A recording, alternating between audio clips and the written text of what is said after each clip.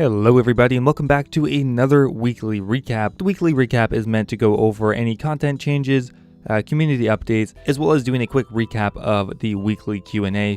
It's only going to be based on information related to the RuneScape community, not on drama or anything like that. Anyway guys, I hope you enjoy and let's get started. So this week we received one major content update, and that is the update to the Poh Portal, a Dragon Hunter crossbow recolor, and some future changes that were outlined in a blog. To begin with here, Poh portals will now have 3 new teleport locations, which I'm actually very excited for it. Players can now add portals to Garok, Karalangar, and Catherby. You can either add this as a regular teleport room or to the new portal nexus. The Catherby teleport seems very useful because you can now do your herb runs. There is a herb patch in Catherby, and normally I was running down from Camelot, so this will make it quite a bit easier. The base color of the Dragon Hunter crossbow has now been updated to resemble the Great Olm, making it distinguishable from the Dragon crossbow. A pretty minor change, but still looks cool to me. Next up, the Rune pouch just received a pretty major change, and I am so lucky I just bought this with mysterious emblems just last week pretty well. But now the Rune pouch is getting moved from the Bounty Hunter reward store to now being a reward from Slayer points. It requires 1,250 Slayer points now to buy a Rune pouch, which is quite a lot of points. However, it will now have no inherent cost. I don't believe there's any way to buy it. You will have to earn it via Slayer. A massive buff to free-to-play crafting and smithing just went through it. The edgeville furnace is now accessible in free-to-play worlds. I just outlined this in my free-to-play to bond series yesterday, so if you want to go watch that, I'll leave a link in the description. This is a pretty major change because before this, the closest furnace was in Alcarid, which is quite substantially further. Next up is a planned change. Now, they haven't actually made it yet, but what they are going to be doing is nerfing most ways that you get bird's nests, and that is including birdhouse runs. Now, this is going to be an unpulled change due to game integrity. The reason they're making this change is because Saradomin brews are very cheap. Now, there is an argument to be made that who cares if they're cheap, because you will still need super restores to use together, and super restores are very expensive. But they felt like that too many monsters dropped bird nests and they were not getting dropped from their intended methods, which is skilling and I suppose the giant mole. Now this is kind of ironic because while yes, they did remove the drop from almost all PvM monsters except for the giant mole, they also nerfed it from skilling, so really it's a buff to PvM. So it's kind of a weird roundabout way of really just nerfing skilling more. Now for the nerf to bird houses, it's going to affect people at lower levels much more than higher levels. At level 99, you should only see about a 20% decrease in the amount of nests you're getting. At lower levels, it'll be even more than that. Once again, there's a whole host of small bug fixes, quality of life changes, but nothing too major. And that is it for content updates this week. Alright, so next up for updates that are related to the community but not really content updates, the most important and the most exciting is runelite is going to be getting a GPU plugin. For those who don't know, old school RuneScape does not run off of your GPU just because of how dated the engine is. What essentially this will do is it will allow you to get higher frame rates, as well as they're going to be adding in longer draw distances, so you will be able to see objects that are much further away. However, you will not be able to interact with them. For example, the ZMI altar, a lot of people used to use the OS Buddy plugin to click on it from a very far distance, where on the default client you couldn't do this. However, either way, this is an awesome update. It's really disappointing when you have a decent computer and you're playing RuneScape and you cannot even get a decent frames per second on a 20-year-old game. It's pretty silly. Okay, breaking news, the runelite GPU plugin is now out. It works so well, my frame rates are so much higher, and you can get about double your regular draw distance.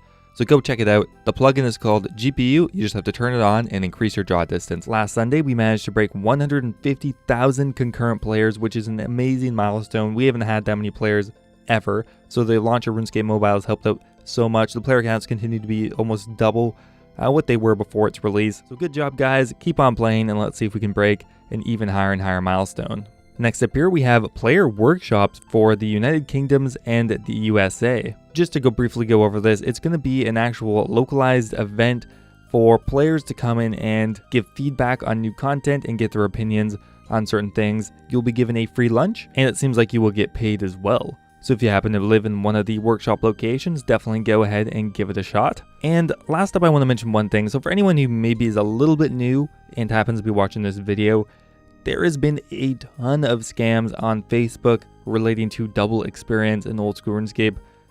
There will never be double experience in RuneScape. People would freak out and it would not be okay. So I don't think that's ever going to happen. If you see an advertisement on Facebook for old school RuneScape, just don't click it as a baseline, but especially if it's something related to double experience or gold selling or anything like that, just don't click on it. It is a phishing attempt to get your account details or scam you in some other way. It's just worrying because I see this one on Facebook right now that has 2,000 comments and a ton of shares on it. So just a heads up. And that is pretty much it for community updates this week. So once again, we are going to do a quick recap of the weekly Q&A. The weekly Q&A is put on by the Old School RuneScape developers to give some insight on progress they're making on future updates and discussions about the changes to the game and whatnot. Okay, to begin with here, can the Thammaron's Scepter be looked into again? The Thammaron Scepter is generally agreed to be the weakest of the new wilderness weapons. They don't want to give it a spell like the Trident, but perhaps a niche effect or a way to make it more viable in the wilderness would be a good change. Could the Third Age Wand autocast Ancients like the Master Wand does?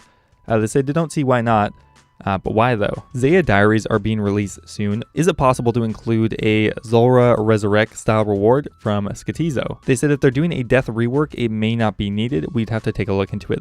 Why does it take 47 construction to mount a mythical cape, but 50 to start the Dragon Slayer 2 quest? They said when we make a level requirement for doing something, we like to look at the levels and the materials that are required and put it somewhere that makes sense, but also did not get caught in QA. Can the XP from Shadow of the Storm be given as a lamp so it's optional for skillers? That way they could get access to spicy stews. They said maybe we'd have to look at the implications of skillers using spicy stews. It may not be something we want to do. Could spare spirit tree seeds be given some uses, perhaps to make trees that can be traveled to and from the wilderness, the desert, or maybe Zaya? They said the wilderness has a lot of teleports already. Maybe places like Mauritania or the desert could use a new teleport location from the tree. With Devout Boots being added to Kebos, could we have Devout Gloves? They said they're not against it, it would be fitting content. Can there be special fireworks for 200 mil in a skill? They said they would like to do it and they don't see why not. Could there be a cheaper way to use the Dark Altar transportation system in the catacombs? They don't disagree with it, but it's not really hard to get around them right now and would be hesitant to make them easier or better than they already are. Can you make it easier to buy multiple pieces of elf equipment? Yes, we can. What are your thoughts on adding a King Valent's King of Falador questline? They said they're always supportive of adding new quest lines. Are we going to get the Sandstorm spell? They said the demand has dwindled since bucket packs got added to the game, and it's much quicker to gather sand now. Can Wintertot crates be changed to drop excess loot on the floor? They said no, just empty your inventory or bank them. Can we get a mobile app layout adjusted for screens with notches? They said there's actually going to be a fix going out tomorrow, unfortunately not quite yet for the Pixel XL3, but in the future hopefully soon. Is it intended for the upcoming spellbook interface change on desktop to make PvP significantly easier? They said no, the intention is not to make PvP easier or to devalue skills. We have taken it into account and are considering it. We're looking at maybe offering the ability to have the filter but without the increase in icon size. We'll be thinking and having a discussion on this. Please send your feedback. And finally, when will the Hepsidia's House rework that Mod West was working on be released in relation to the Kebos Lowlands? We are intending to release just before Kebos or at the same time, however it still needs to be pulled. And that is it for the weekly Q&A. And last up here, I'd like to do a quick review of Reddit and look for some interesting suggestions for game changes or anything else that was interesting on Reddit this week. To begin with here, a post by xMikeHa, and his suggestion is, can we add an indicator for when you're on mobile? Typing in landscape mode on phone is terrible. This has been suggested quite a few times, and I think it's a good idea because I get messaged a lot, and I'm sure people will be more understanding than me ignoring them, like I always do if I was on mobile. It's kind of ironic that it is so hard to type on your phone. Maybe we could get voice to text or something, but for now, a icon would be pretty good. Next up, a suggestion by Avnaz, and this is a design for the upcoming Devout Boots. I really like the design of this. It looks quite similar to that of the Eternal Boot or Pegasian Boot, but it looks like it fits in quite nicely. I like the color theme and I like the kind of prayer dongles on the front of the boots. I think it fits in well. Looks like a high tier boot and fits in with the others that are already in the game. Next up here, suggestion by EOScene3, and that is to add a high score page for boss kills. I'm really surprised that this has not been added already.